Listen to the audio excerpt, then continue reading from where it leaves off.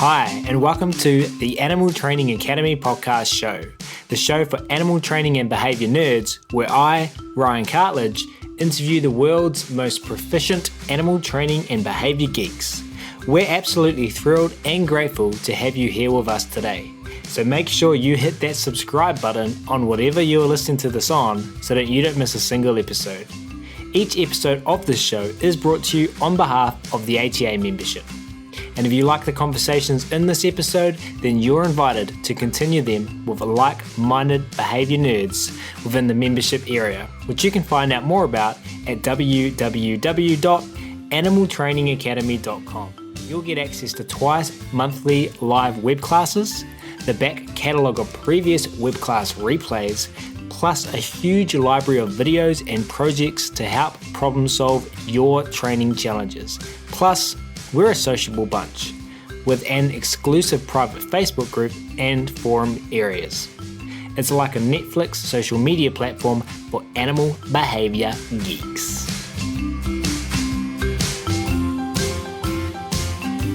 But we will get started on today's episode where we will be talking to one Caitlin Coberly. Caitlin is perhaps best known as the founder and head trainer on Dog Training 101 Facebook group, where she oversees operations for the non-profit Help group, over 100,000 members and 100 to 200 posts a day. She is a certified dog behaviour consultant with the IAABC and has a PhD in evolutionary biology from Duke University. Caitlin specialises in extreme dog behaviour problems, online diagnostics, and working with the human half to prevent euthanasia and surrender. She loves working with compulsive disorders, tackling the impossible, and focuses on mental health and wellness. Her own dogs get to enjoy 40 wonderful acres of happiness filled with bunnies and other critters. Her experience training other species, including falcons, horses, fish, and even spiders, informs her work with dogs. She shares her life with 7 amazing pointers, 3 horses, and 1 big pink primate in beautiful Western Oregon. So without further ado, it's my very great pleasure to welcome Caitlin to the show today, who is patiently waiting by. Caitlin, thank you so much for taking time out of your schedule to come and hang out with us here at Animal Training Academy. Well, thank you so much, Ryan. I'm thrilled to be here. I really love the podcast, and it's just, it's exciting. It's scary too. Good. Hopefully good, scary. But as you say, you like to tackle the impossible and take on extreme situations. So I feel like you're someone who looks fear in the face and gets on with it. It's easier to just get through it. Well, let's dive straight in to today's first question. I'm curious to learn a little bit more about your journey, PhD in evolutionary biology. I love that you can look at behaviour through that lens, as well as what you've learned becoming a certified dog behaviour consultant with the IAABC. But can you take us right back to the start and where you first got started with positive reinforcement animal training, and share some stories with us? Yeah, I'd like to share a story of a failure first, if I can. When I was a little kid, most of us love animals, and, we get into animals early if we can. And I had a little dog, and I might cry. My little dog was, I went to the library and I read every book that the library had on animal training. And I went out and I tried some of these techniques. And I was very fortunate because my little dog would not, I was too lazy to have a leash on him and everything like that. So, I tried some circus tricks with him and walking around the local, jumping over hoops and on walls and things like that. And I was trying the techniques that were in the books at the time. And I'm old, I got gray hair and that whole 9 yards. And my dog looked at me and he said, "This isn't any fun." And so he just walked away. He left. Literally, this is my best friend. And he just left. So that was when I was about 9 years old or 10 years old or something like that. And so I quit doing dog training for years, for like literally 30 years. I got into horse training, and horses don't have that option to just quit on you. And I trained a lot of horses and got together with some very good trainers who were not very nice trainers. But so on to the good stories. I got involved in animal rescue. I did spay, neuter, transport, everything else like that. And some folks asked me to help a dog who'd bitten somebody. Unfortunately, I wasn't able to help him. He got euthanized by the animal control. But it got me to thinking about the missing link in what we do with shelter intakes in animal welfare. Like, there's millions of dogs that get euthanized in the United States every year. And we all do all of these unbelievable things to try to save them. But in fact, the big problem is that people are surrendering them to shelters. And when you talk to people who are who are surrendering their dogs, they all put down on the list the ideas that they are, they're moving, they're pregnant, they're this, that, and the other thing. But if you dig a little deeper, these people have either adopted another dog within the last year, or they go on to adopt another dog in the next year. So there's something broken in the relationship. The dog isn't making a connection for some reason. So my thought was, how do we break this adoption surrender cycle for a lot of these dogs? And the obvious thing is to do training. So I started a Facebook group just meant to be peer-to-peer learning. Let's help people. Let's make this connection for people. At the time, I was learning myself. I was trying to do some high-level training with my own dogs, trying to do nose work so they could help me in environmental sciences, which is where I come from. I used to do like mortality work on wind farms and things like that. And I'm going to shut the window so we don't get too much extra noise. In doing that page, I ran into, there were two things actually. The one thing that first kind of really got me started was I was working with pointers. I was doing falconry, and with the falcons, you let those birds go. If you're ever mean to those birds, they can fly 60 miles an hour, they go up on a thermal, and that's it, they're gone. So you have to treat a falcon like a lady, is the way the falconers talk about it. But everybody who works with falconry, they throw electronics on their dogs, and so they're using shock collars and everything like that. And I went through that. I did that, and at some point I just said, first of all, I'm kind of lazy. I don't like putting leashes on my dogs, and I don't like having to find the batteries, and I don't like to have the collars and everything like that. But I'm also I love the idea of doing things that are natural, that are hard, that are, can I be the best that I can be? So I said, 200 years ago, pointers are like the oldest, dog breed, depending upon who you talk to. 200 years ago, people weren't using electronics. 40 years ago, they weren't using electronics. These shock collars only came to be like 20, 30 years ago, and they were still really rare. So I said, we can do this. I can do this. So I started working with those guys to see if I could do things without equipment. And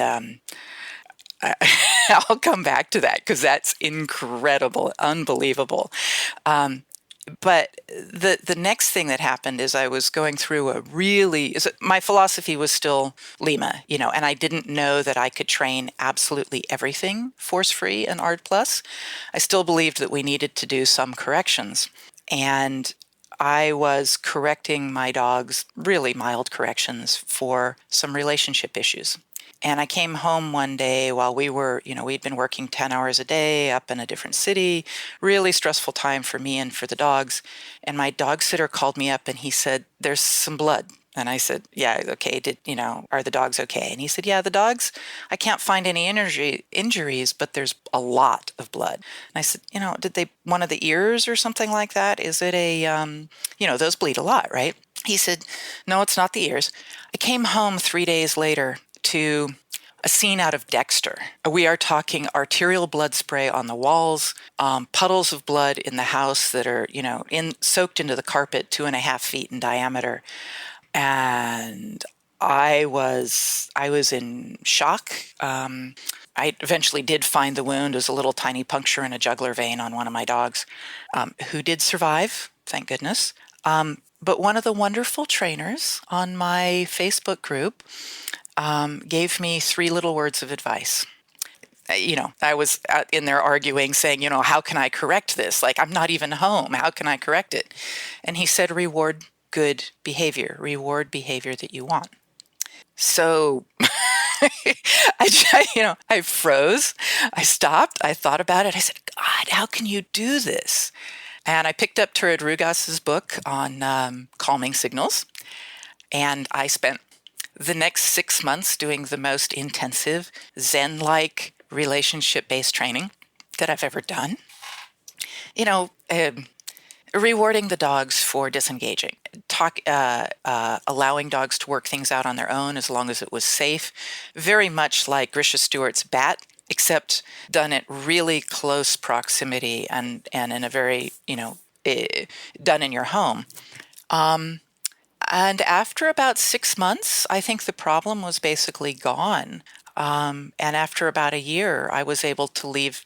Not that I did regularly, but I could leave the dogs home alone together and feel safe and comfortable about it. And I didn't have another dog fight in the home for over 7 years. So that was pretty powerful. I really, I was able to fix a problem that was happening when I wasn't home.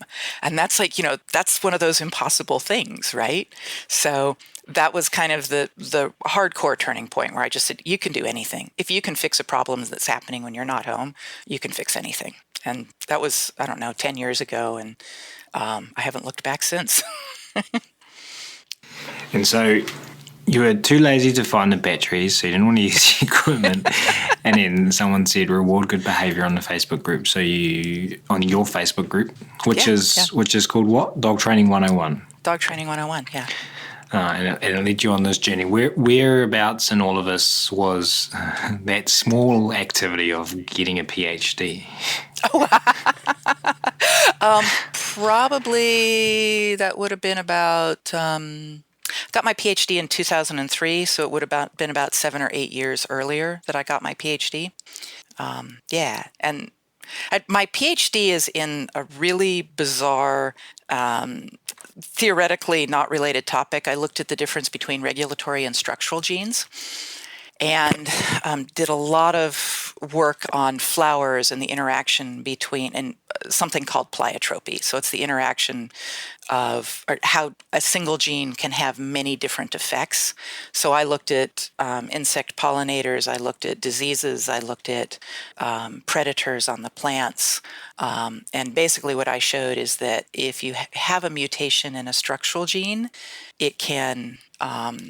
it has many, many effects, whereas a change in a regulatory gene is likely to only affect, there's a lot of caveats to this, a PhD isn't one sentence, but a change in a regulatory gene has a lot less costs associated with it. So if you're looking at, we're almost identical to chimpanzees and to gorillas genetically, but we have a few changes in our regulatory sequences, which cause all of the visible and physiological differences that we see. So. Okay, well, I completely understand all of that.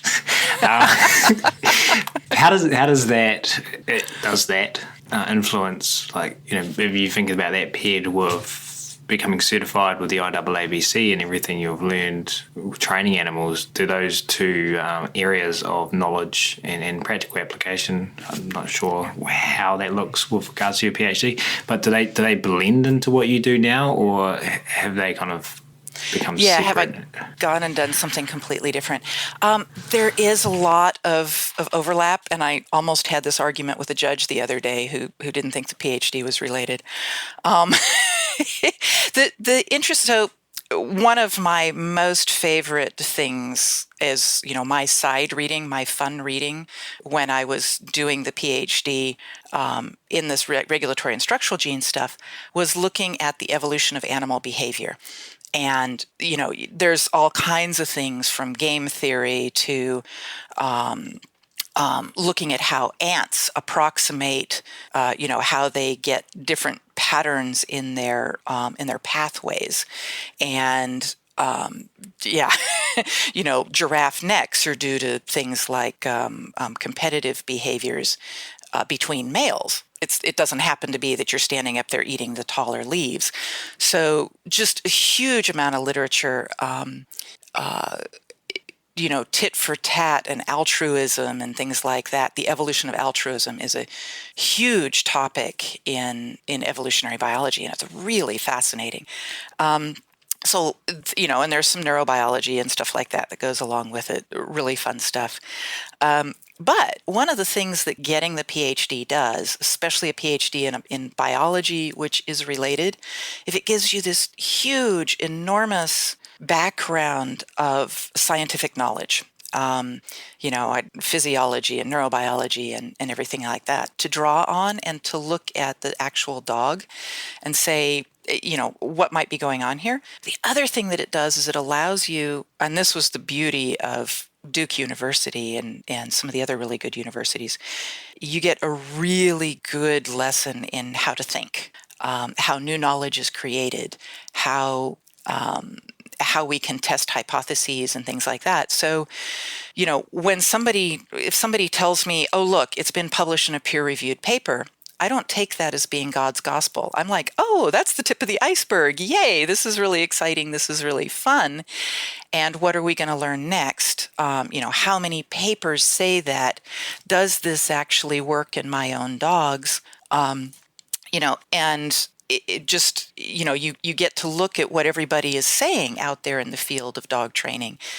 And you get, you look at it and you say, oh, this is anecdotal data, or this is anecdotal data, but everybody is seeing the same thing. And it's, you get to be really fast at hearing people, listening to people, responding to people, and evaluating what they're saying. Now, let me try to repeat that to you. You get to be really fast at hearing people, listening to people, and evaluating what they're saying. Yeah. As in, like, I'm explaining something to you, and the way that I'm wording it is as if it was fact, but it's really just opinion. Yeah. And then how that other person therefore interprets that and responds to that. Like, is that what you're saying? A little, yes. Yes, there's all kinds of variations in that. But a really good example is when online people come on and they say, my dog is being stubborn. He's being spiteful. He's doing this. What they'll say is they will talk about their perception of the dog's emotions. And you can come in and you can just ask them diagnostic questions. Oh, so you're telling me that the dog doesn't obey you and the dog is peeing in the house every time you walk out the door. Okay, well, those are pretty good diagnostics for a broken relationship. You haven't incentivized the dog well enough for these things that you want him to do. On peeing in the house, that's one of those things where you can say, we've got a big red flag for separation anxiety, and then you can ask them some more questions and get, and just work through those really simple diagnostics. And you can do it without threatening the person, without challenging their beliefs. You don't have to tell them, no, you're stupid, or, anything like that. You just ask them the questions and move on. Does that make sense?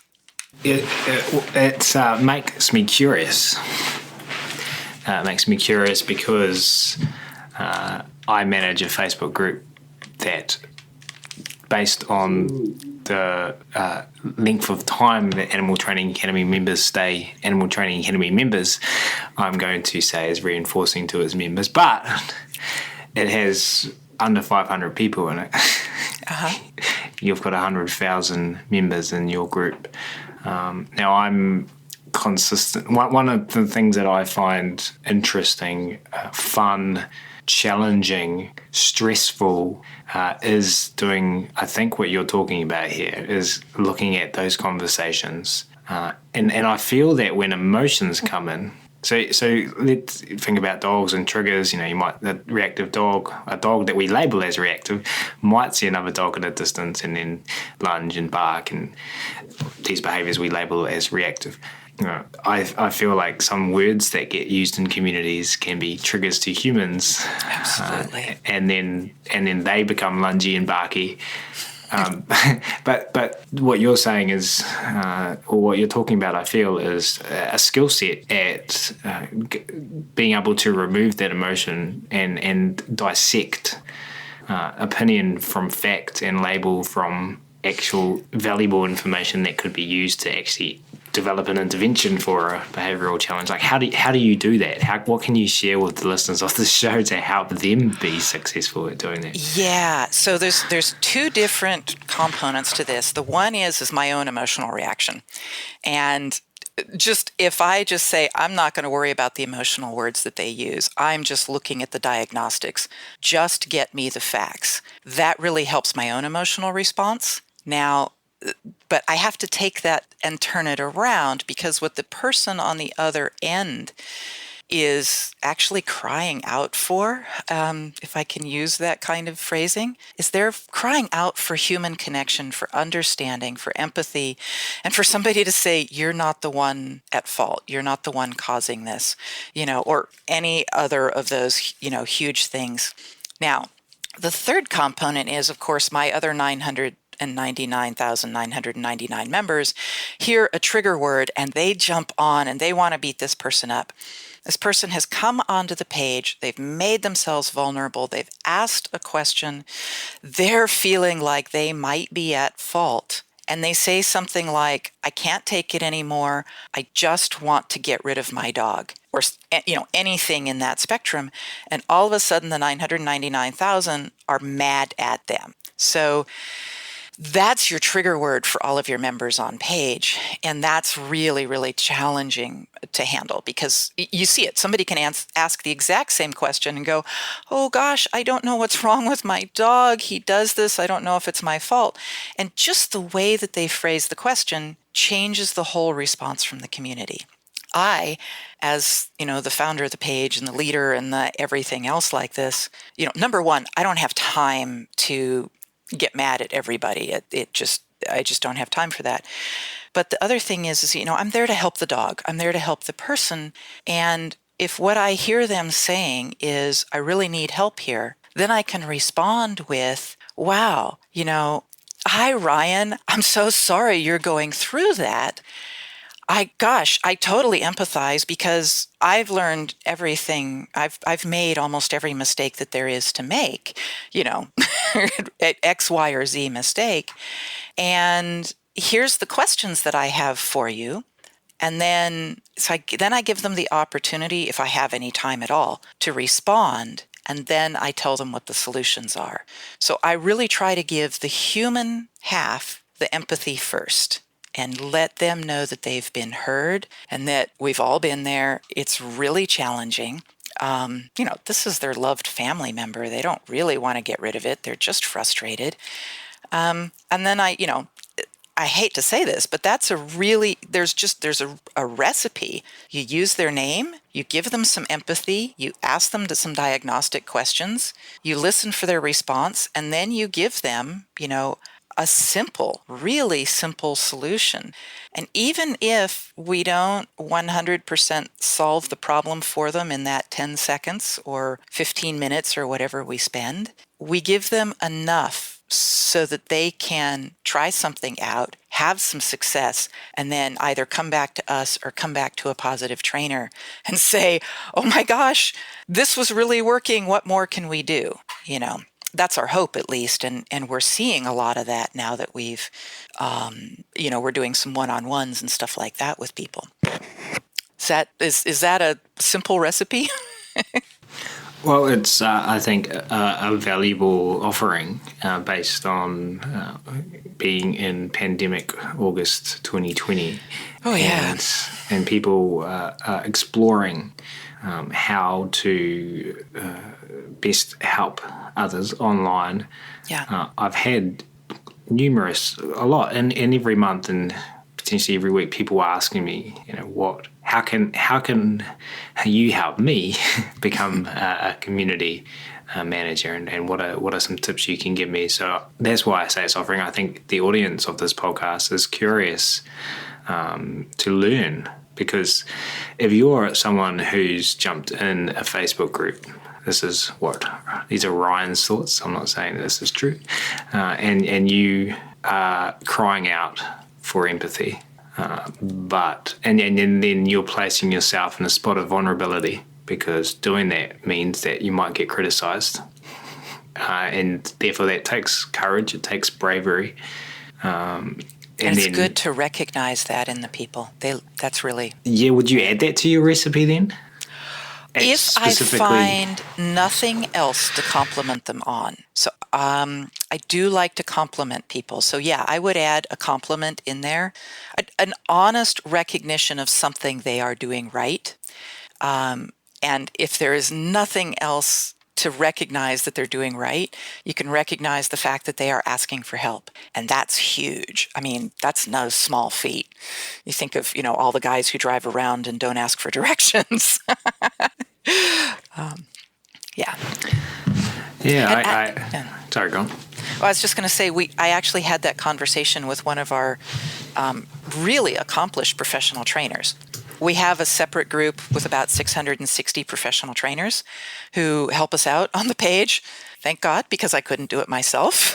And she was saying, and she is an accomplished trainer. She's been doing this for 10 or 20 years. She was saying the first time she posted in the group helping somebody, she said she felt really, she was putting herself out there, and she was really worried about getting slapped down, about getting told that her advice wasn't good enough.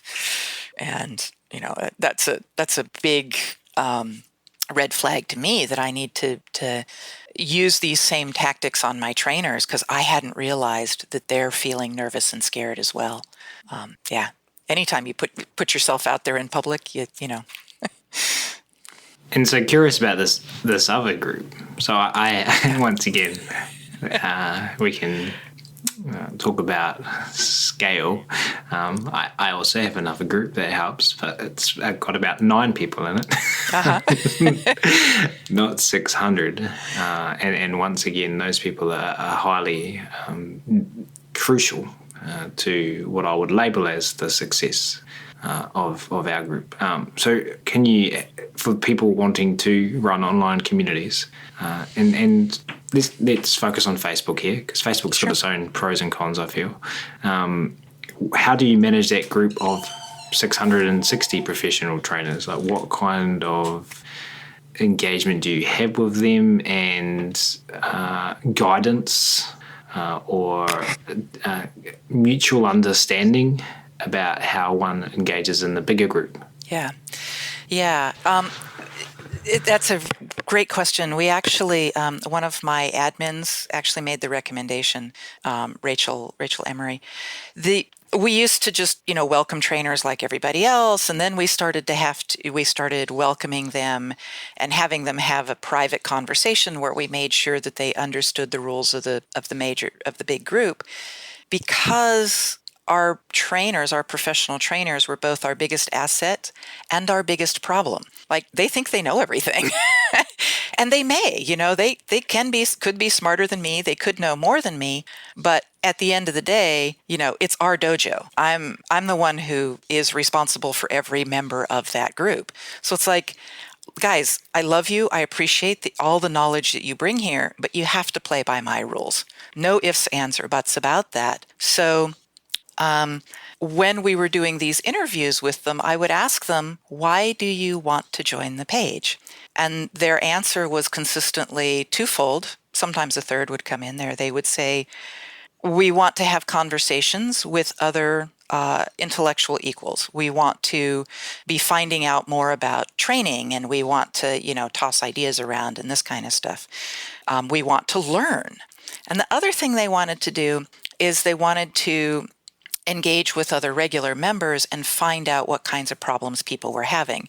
If that's so that they can gear their own training services to help people, or their advertising or something like that. I'm not sure. A lot of them also want to join and they want to advertise. And a lot of them love dogs and they really want to help dogs. But most of them were saying, we want to learn more about training. So we said, great. We can do something here. We can make another group, a peer-to-peer group. You can post anything you want as long as it's professional. and you're not arguing. I don't want to hear any arguments. I don't want any fights. Be professional. And, I don't want to have to admin it, guys. And they've been amazingly, amazingly respectful. It's been maybe 4 years now, 3 or 4 years, and I've had to step in and actually, pull out my admin guns maybe 3 times, maybe 4 times, because they don't argue. I let them know ahead of time.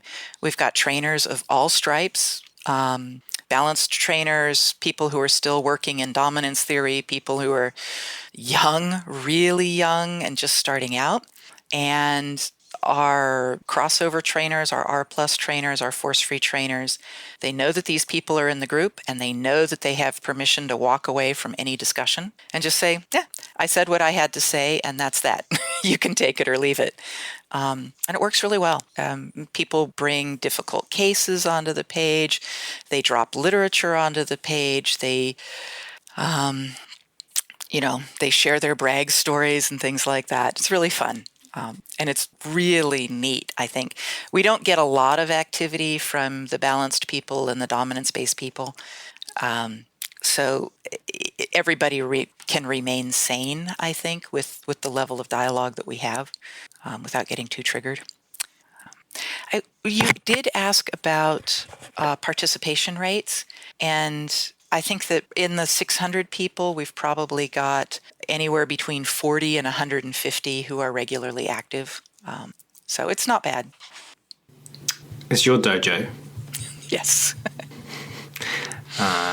I imagine, and I might be wrong, you say you don't have many balance trainers or traditional trainers, and you've got to tell me if I'm wrong, you've got to maintain focus. We're here to talk about these things, or do you allow conversation about anything? Theoretically about anything. If they were to start talking about politics, I'd probably say, hey guys, we're dog trainers. But no, I don't. I haven't had to do that. Yeah. What about then? So, as a community leader, as the head of the dojo of 100,000 people, we're living in a global community, obviously, and there are global issues that arise.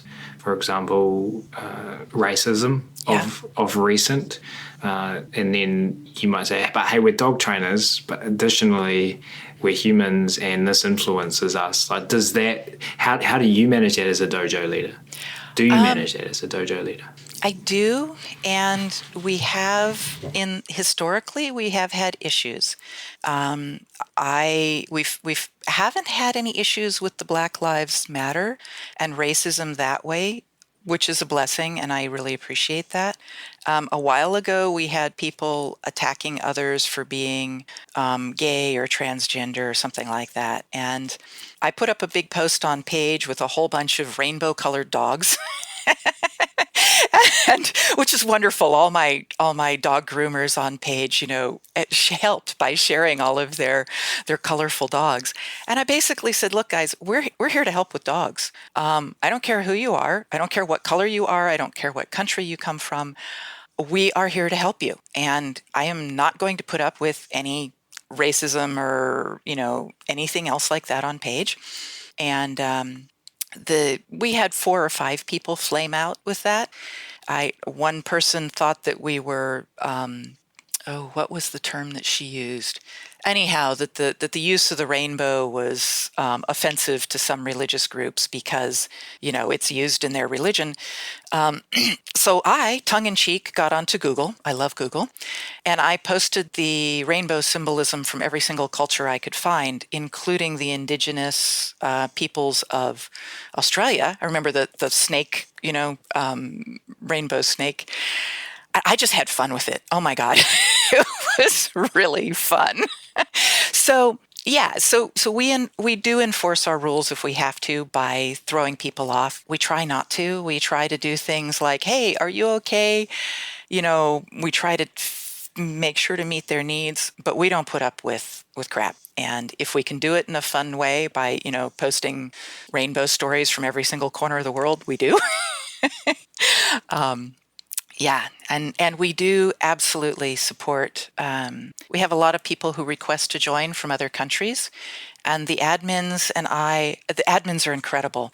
We improve those posts, and we tend to babysit those because if somebody says, my dog lives out in the compound and he's barking and I don't know what to do, or I'm feeding my dog, noodles and chicken, and people will come on there and they don't under, people don't understand. People from the US really do not understand other cultures. So the admins will answer the questions and they'll babysit the post and they'll try to ensure that it stays kind. Um, a lot of times we can do that simply through modeling. If we're the first response on the page, the next few posts, few comments will also be positive, and it snowballs. If you keep the really nasty comments off of there, just delete them. That helps keep it from snowballing the other direction. So yeah, we go out of our way to welcome people from other cultures, other races, other ethnicities. It's just I'm stuttering here because one of my favorite trainers on the page is a young Black man who started with us when he was really green, and he just had a litter of puppies, and he kind of, he wanted to raise them and do it right. And over the last 2 years, oh my God, he has gotten so good. And I know he's getting information elsewhere, but I don't want to, I'm not trying to be offensive about this, but we sat on him and in a good way. We made sure to protect him from anybody who was going to be really harsh to him. And we asked him questions and we supported him and we said, yay, great video. And now he's got dogs that are just phenomenal to watch. And I love seeing that kind of growth. Two or three of our admins are first-time dog owners. So, there's all kinds of challenges and differences. You have mental handicaps, you have physical handicaps, you have color, you have, oh my God, I've never owned a dog before. And people get really harsh with them. And we've managed to nurture along a whole bunch of first-time dog owners to where one of them's become a professional dog trainer now, so I think we do good just by seeing when people might need a little extra love and tossing it on the fire. So I imagine, so if someone in your group's like, hey, that person's been vulnerable and brave and they've come in here and they've shared a video of their dog eating noodles with shock collar on in some country that's not America, and I can see that a member of our community has responded to them in an unpleasant way. So they message you directly and say, hey, Caitlin, I'm worried about this. Or no, that's not a good example, actually. We get that. Let's say that it's much more subtle than that. So it's someone who is being offensive, but if you were to say, hey, that's offensive, you might be labelled as being oversensitive. Yeah. But you kind of trust your gut. You're like, this doesn't feel right.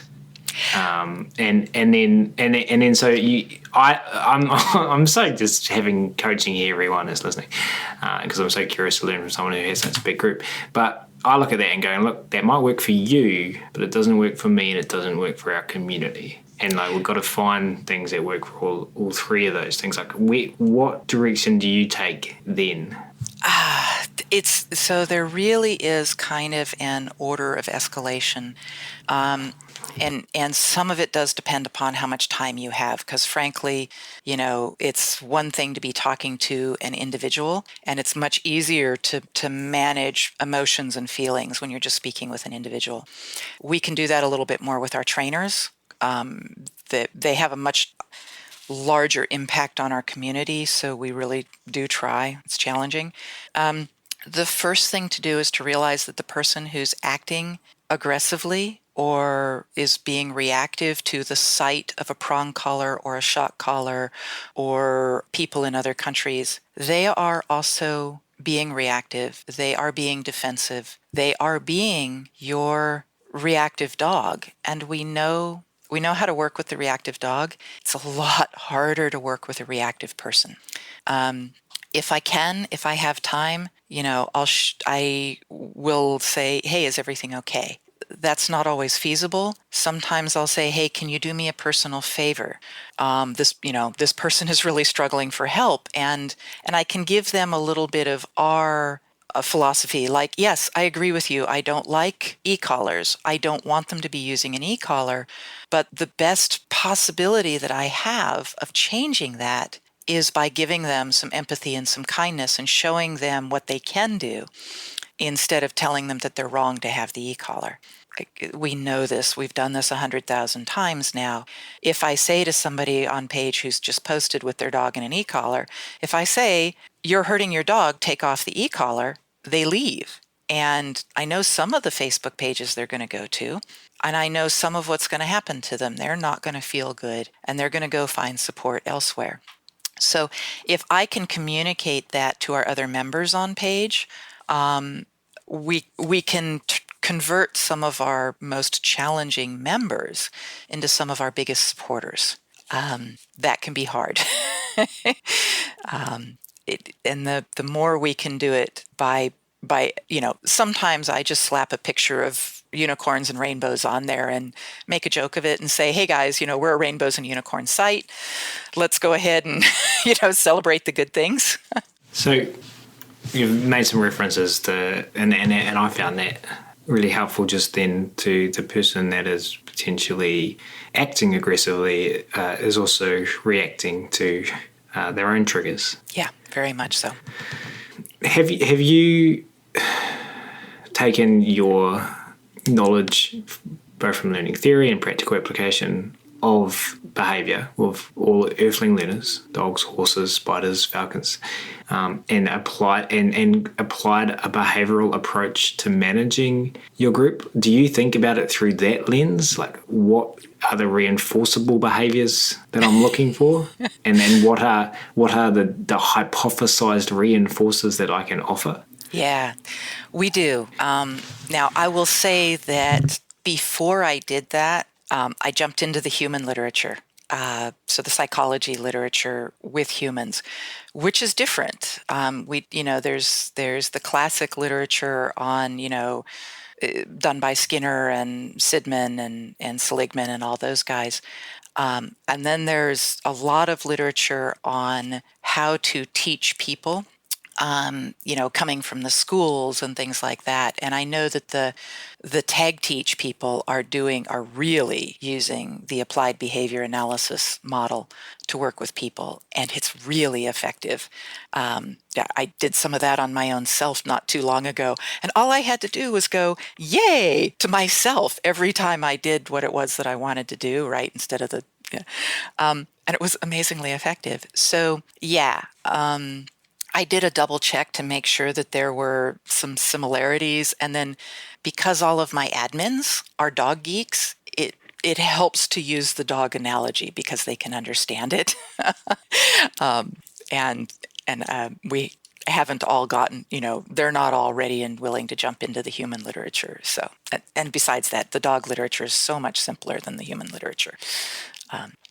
So can you offer some dog training, animal training metaphors, or the application of behavior analysis? Can you talk about managing a group using that language through that lens? If you give me 3 seconds on anything, I'll come up with an answer. So we'll take this one with a grain of salt. I hadn't, right? 2003, and So the reinforcers that people are looking for on Facebook, I would say, are social acceptance, connection. We are a social species, and we really, really crave just a little bit of affirmation, a little bit of reassurance, a little bit of community. And so we, as admins, when we respond to a post or respond to a comment by saying, yeah, you've got the right idea here. This is really wonderful. Or I can see that you really love your dog. Anything like that is positive reinforcement. I don't have to be passing out M&Ms. Sometimes I think it would be more effective, but I actually tried that experiment in my in-person dog training classes, and the M&Ms weren't as effective as verbal praise for the humans. It's a very interesting little experiment there. And maybe that's because my timing sucked. I don't know. But yeah, so it really is. And we've been doing it also with our most prolific members, with our members who are supportive of others. We jump in and we try to build the community by supporting those people, by being kind to those people, and by welcoming those people into the private forum and into the fold. We recognize them by name. We put little hearts on their comments, and it's wonderful. I mean, you can do that in a very clinical fashion, and I actually think Carl Rogers is a very famous psychologist, which if your listeners know a lot about him, they probably know more about him than I do. But he does, some talk therapy stuff, and a lot of people came along after his work and they imitated him. And the thing is it wasn't as effective when they were doing it. And I think the reason why is because we are really good at perceiving genuine human care and emotion. So if we were just doing it as a way to modify our members' behaviors, I don't think it would be as effective. I think we genuinely care about our members, and we genuinely love the community that we have. And, if I ask my admins, they'll be like, oh my gosh, I love that person. She's always so sweet. She's always so wonderful. So we have a community, and we love our community, and we try to support them. So it's effective, and it's also genuine. And I think that matters. So rather than modifying people's behavior, and amongst a plethora of things, offering social acceptance and connection is a way to hypothetically reinforce engagement and give people what they're after on social media. Yeah. I think so. I mean, I think that's definitely the big picture. You can do it with very specific comments and hope that, I can say, oh, this is the kind of advice that I want to see, and I can love and like that advice, and the person will probably come back and give more advice like that. So we could do it in the microsphere, but remember, I'm lazy. Let me point out that I also have absolutely no memory. So for me to remember, oh yes, this member, and this is what I'm doing with this member, it wouldn't work.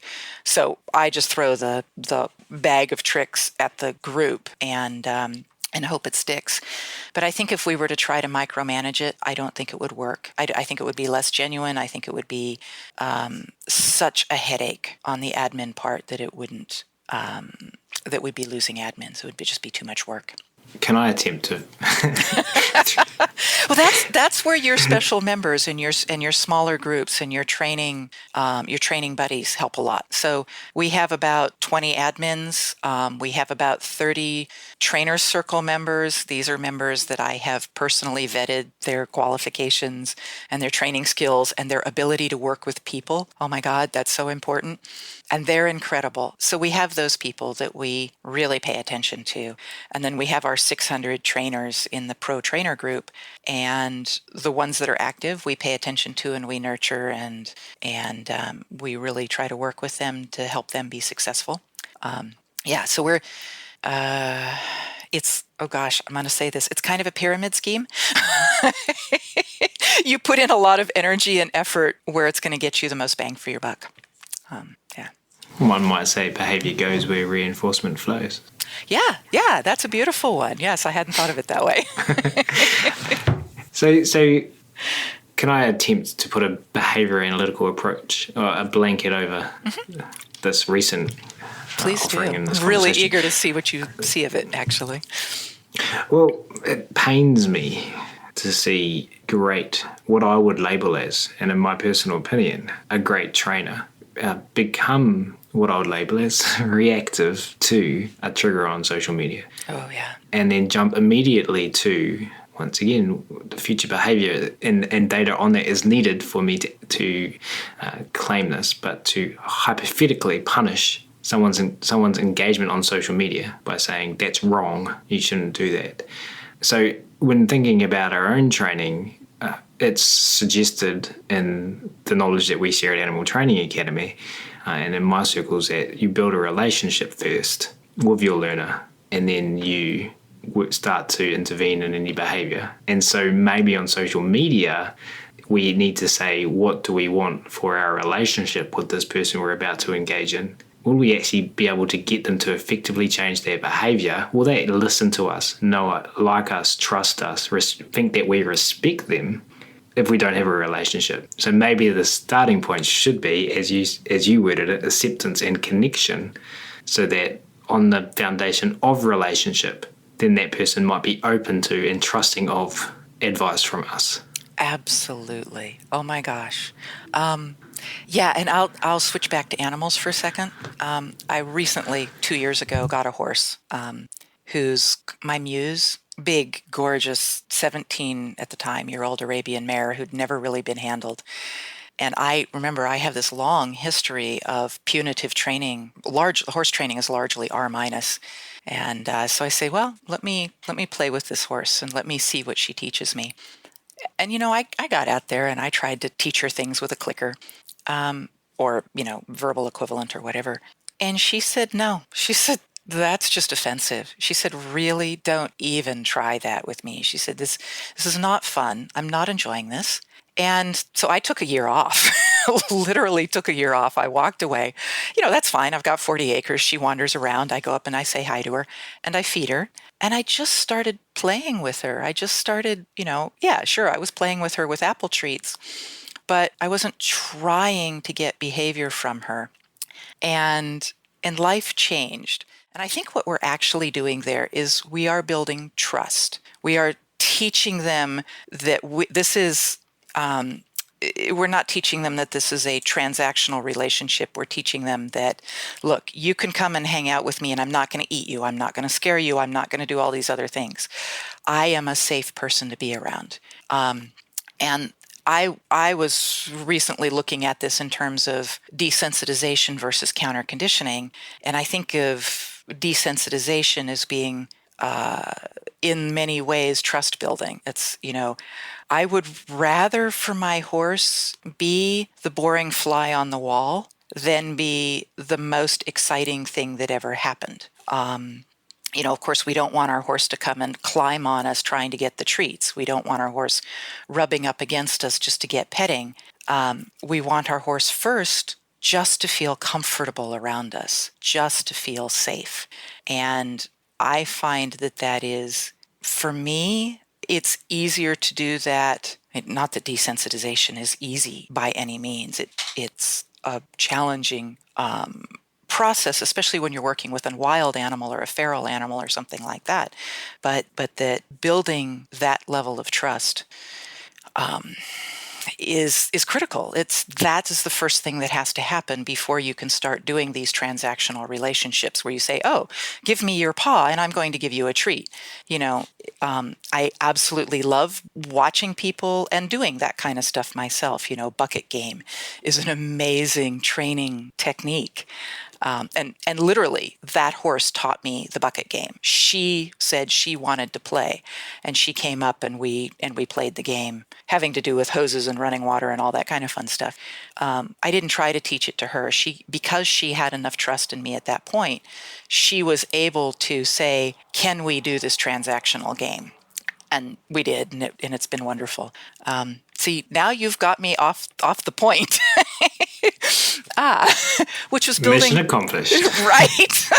Passion talking is what we wanted to get today, and there we are. You just reinforced me. Thank you, sir. Good. It was back to the people. Yeah. Yes. When we say somebody's name and we acknowledge them and we acknowledge what they're going through, we are building trust. We are building relationship. And then we can go on to have them actually listen to us. And you'll see it time after time after time in these Facebook posts. They come on and they post their problem, and 356 people will jump on and will say, crate, or will say all of these things that they say, oh, you need to do management, or you need to work with your child and your dog, or any of the thousands of things that they say. When I come on, this will be a new member. They have no clue who I am. I could be, anybody. And I come on and I say, hey, Adrian, wow, I'm really sorry to hear that. That's a challenging problem. Can you tell me a little bit more? And of these 376 comments on this post, they will respond to mine. And it's because I opened the door, because I acknowledged them, because I engaged in a relationship building exercise, a trust building exercise with them before I started hitting them with the hard stuff, right? Well, I just imagine thinking about your horse and imagining like what we can learn from our experiences with animals, our experience with equine earthlings, and translate to Homo sapien earthlings who operate under the same laws of behavior. Yeah. And thinking if you're using verbal language to discuss something with someone who doesn't trust you, I imagine that, and in my experience, they get met with, why is this person saying this? What's in it for them? And it gets, and the information lands in a place of distrust. This person doesn't trust your motives. I don't experience that very often, and I'm not sure why. I have experienced it a few times. And I'll tell you, so when I experienced it on page really, really badly, it was a few years ago. It was Christmas time. We had, for whatever reasons, we'd had, a massive growth in membership, over 30% growth in like a month or something like that. I mean, I think we went from, 10,000 to 15,000 members or, something like that. But it was, it felt really intense at the time. And the trainers were helping out on page and the admins were struggling, and it was Christmas. And I said, hey guys, I said, we run this page. We do all of this work to help you guys out. It was a brutal time. There was lots of horrible advice on page. And I said, would you guys be willing to just send us $1 or purchase, a cup of coffee for our trainers who have been doing this? And our trainers were having meltdowns because they were really stressed out and they're doing all of this volunteer work. And plus they're training on the side. And plus they've got their primary job as a teacher or any, all of this stuff that the trainers are going through. And I don't have any money. I'd love to buy these people a cup of coffee, but I couldn't do it. So I asked our members on page to do that. And they came back and they said, if you were to get $1 from every member on page, you would be rich. You're just trying to use us. You are a scammer and a horrible person. And we almost shut the page down right then and there because the level of hatred and distrust and absolutely, man, I used to be on this page for 10 hours a day, 7 days a week, plus trying to hold down a job. And to have that kind of hatred blown back at you is devastating. And I literally had, from that post, I got, I think, 2 donations. Somebody donated $30. And she's still a member. She's part of our training academy and just a wonderful person. And one of our trainers, one of the people who was literally facing this abuse and had been struggling and helping people on page, gave us $200. And that was it. I took the money and I turned around and I gave it to one of our admins who was really, really struggling at the time. And to help her, literally to help her buy groceries. She literally did not have enough money for food. So we definitely, anytime we ask for something or anytime we say, hey, look, guys, we're struggling a little bit, we tend to get that kind of pushback from members. So people are very defensive. They're very worried about scammers. They're worried about us being scammers. They look at it and they think, oh, you've got 100,000 people on page. It's these 999,000 other people who are doing all the work. And, I can tell them it's not, but they don't care. They're not going to listen to me. So instead, what we've done, if we've said is, we're willing to help out on page. We're willing to give away free advice. If you want one-on-one advice from one of our trainers, you can do that. And we've got a really low intro rate of $15 for 15 minutes. And you can actually get a real professional to talk to you online and help you out. And we're getting really good response to that. We're not getting rich on it. It takes way too much time to set these up and everything.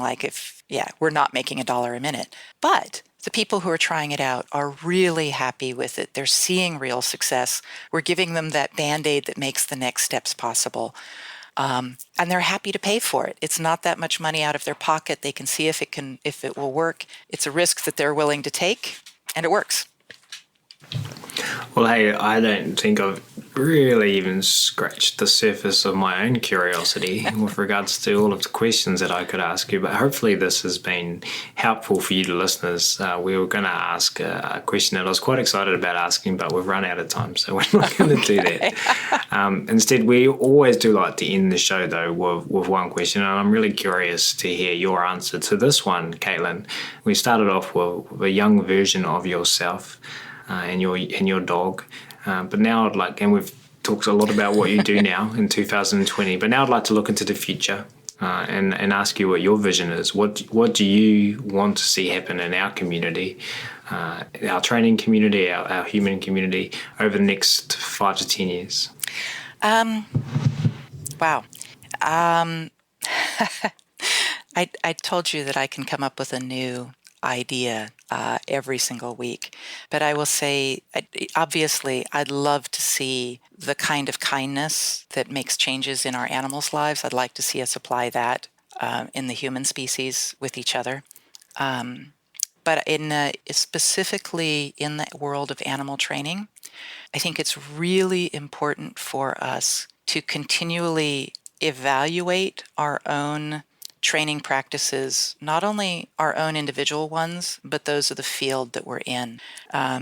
I've had the wonderful opportunity with 100 to 200 posts a day and 100,000 members, and I get to see what effects we have on the regular community, on the lay community, not just the people who are training animals.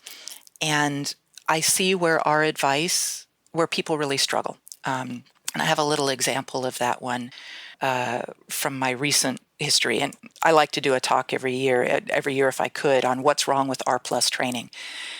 Take a breath. It isn't as bad as I make it sound. I am fully committed R plus trainer, but I think that we do things sometimes and we don't see how hard it is for other people to implement what it is that we tell them to do. And we don't get the opportunity a lot to follow up and see how the dogs are doing a year, 2 years, 10 years down the road. If you do that kind of follow-up, what you see is that, for example, and this is one that other people have recognized as well, not just me, shoving a toy in a dog's mouth to stop biting can result in, especially with your smart dogs, your Malinois and your Dutchies and your Border Collies, can result in demand biting. The first time I ran into this was with a Borble, 2-year-old Borble that had been somebody had done a shelter rehome with him to some first-time dog owners. And here you have a 140-pound dog biting people in order to get play. That was totally inappropriate behavior. And of course, dealing with an extinction burst on something like this is extremely scary, and could easily have gotten this dog euthanized. What I did to solve the problem was really simple. I didn't have a decent barrier, so I just walked out the door, came back in, and, we went through this several times. I got lots of bruises, but it was highly effective. He never did it again. But what we need to do with puppy biting is Kiko Pup's got an incredible video on, how she deals with it. But, and how I deal with it is a little different than what she does. I do, a freeze and then slow motion play and then disengagement after a few minutes, if the puppy keeps biting. But while I love the idea of shoving a toy in a dog's mouth to meet their needs, we absolutely have to meet their needs, right? This is fundamental to all R plus training, to all good R plus training. You must fundamentally meet the needs before you do anything else. So you can't stop playing with the puppy entirely, but if you listen to what people are saying, you will hear, oh my God, now we have an epidemic of puppy biting, demand biting behaviors, which is a really serious problem. If you weren't paying attention to what was going on, you would continue saying, shove a toy in it, because for a good trainer, all of those little things that you do that you don't think about, you wait for that millisecond when the dog isn't biting you. You redirect the dog to a toy that's already laying on the ground. All of these things that you do that you don't realize you're doing and that our clients don't have any clue about. So pay attention to what's working and what's not working. Yeah, building trust before we start doing transactional relationships. That's another good example that, I had no clue. I, clicker train the heck out of something and then realize, oh, this isn't working. Why isn't it working? Look at the fundamentals. Be willing to evaluate what's going on. Talk to your colleagues with an open mind. Oh my gosh. And realize why their protocols are a little different than yours. Look at the guys who are doing things entirely differently. So the balance trainers, one of their criticisms of positive training is that we make hypersensitive, delicate little flowers in our dogs. And that, I agree with them. That's wrong. Our dogs should not be hypersensitive to every noise. They shouldn't be reactive to everything. What can we do to fix that? That's a really important problem. And, that'll bring me to the buzzword of the day, which is resilience training. Oh my gosh, this is really, really important. And we need to be doing this with our R+ dogs so that they aren't delicate little flowers, so that they're confident, bold, fully engaged members of society, and we don't have to wrap them in bubble wrap. Beware of the curse of knowledge. Yes. Thoughts that came through my mind, and continually evaluate. Yeah. Very growth mindset sounding. And it all comes back to that PhD, right? As a doctor of science, as a philosopher of science, what you learn is, where does our knowledge end and where does the great wide open begin? And so you're constantly asking, and the best possible place to ask this is with the newbies, the people who don't know anything, because they don't know the dogma, and so they'll ask the really good questions. And if you're willing to listen to them, they'll ask those fundamental foundational questions.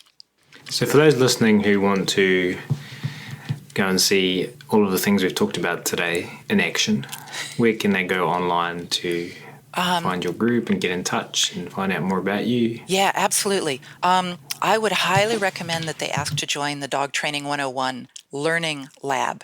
And the Learning Lab that's where all of our professional trainers go. But to get accepted into there, you have to be willing to commit to answering a question a month on the main page, which is our Dog Training 101. I think it's Dog Training 101 is the whole name, but I think it's called Community Forum or something like that.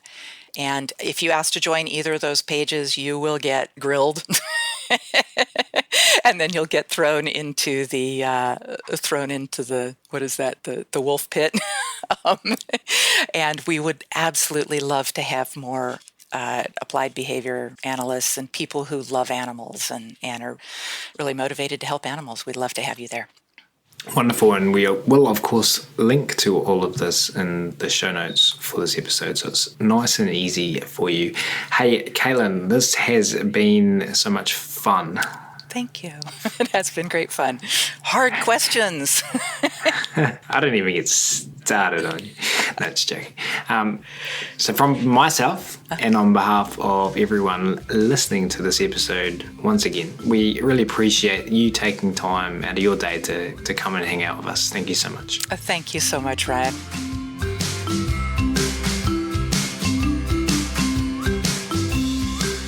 We do, of course, really appreciate all of you tuning in today as well.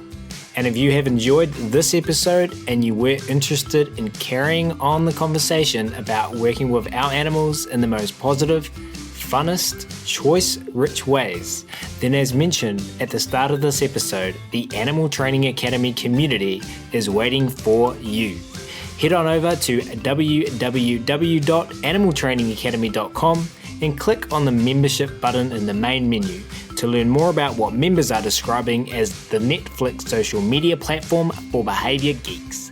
That's it for this episode though. We're going to wrap it up there. Thanks again so much everyone for listening. You'll hear from us again soon.